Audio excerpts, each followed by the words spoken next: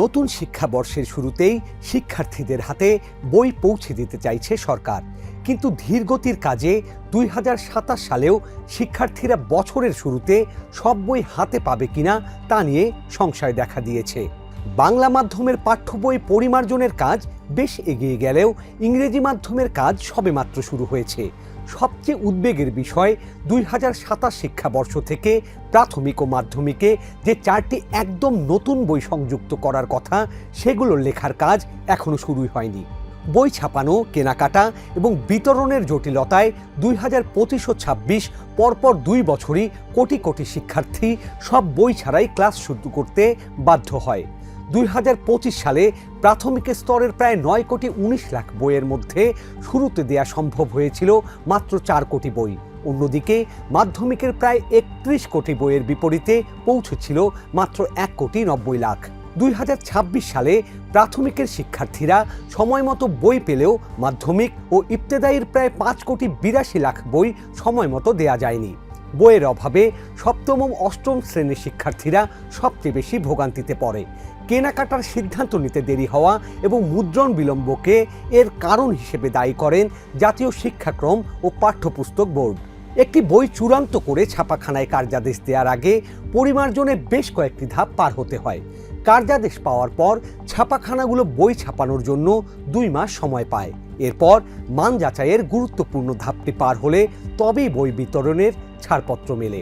আশঙ্কা থাকলেও এনসিটিবির প্রধান সম্পাদক একেএম শওকত আলী বলেন, বাংলা মাধ্যমের সব বইয়ের মূল পরিমার্জন শেষ। এখন ছোট ছোট বিষয়গুলো শেষবারের মতো দেখা হচ্ছে। ইংরেজি মাধ্যমের কাজও চলছে।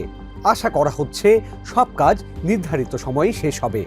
শিক্ষার্থীদের খেলাধুলা ও সংস্কৃতিতে আগ্রহী করতে 4র্থ শ্রেণীতে খেলাধুলা এবং বাংলাদেশের সংস্কৃতি নামে নতুন 2টি বই যুক্ত করা হচ্ছে। এছাড়া বিএনপির নির্বাচনী ইশতেহার অনুযায়ী শিক্ষা ব্যবস্থা আনন্দদায়ক করা এবং কারিগরি শিক্ষার প্রতি শ্রদ্ধা ও আগ্রহ বাড়াতে 6ষ্ঠ শ্রেণীতে আনন্দদায়ক শিখন ও কারিগরি শিক্ষা নামে আরও 2টি নতুন বই আসছে। এই 4টি নতুন বই যুক্ত হলেও এগুলোর জন্য পৃথক কোনো শিক্ষাক্রম তৈরি করা হয়নি।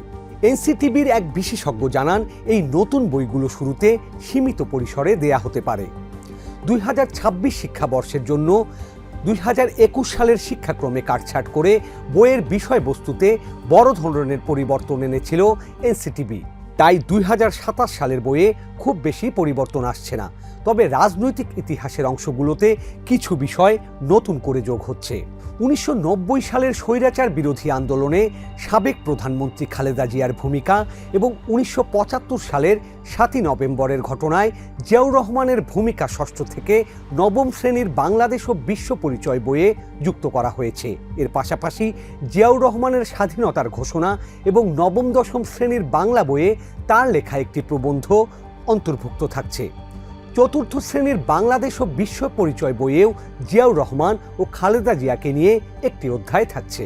এনসিটিবি সূত্রে জানা গেছে, 2027 শিক্ষাবর্ষের জন্য প্রাথমিকে 8,21 লাখের বেশি এবং মাধ্যমিকে কারিগরি ও ইবতেদায়ীতে 22,05 লাখের বেশি বই ছাপা হচ্ছে। প্রায় 31 কোটি বই ছাপাতে মোট বাজেট ধরা হয়েছে প্রায় 1,900 কোটি টাকা। কিন্তু বড় বাজেট এবং সমস্ত সদিচ্ছার পরেও সঠিক সময়ে কি বই পৌঁছাবে শিক্ষার্থীদের হাতে?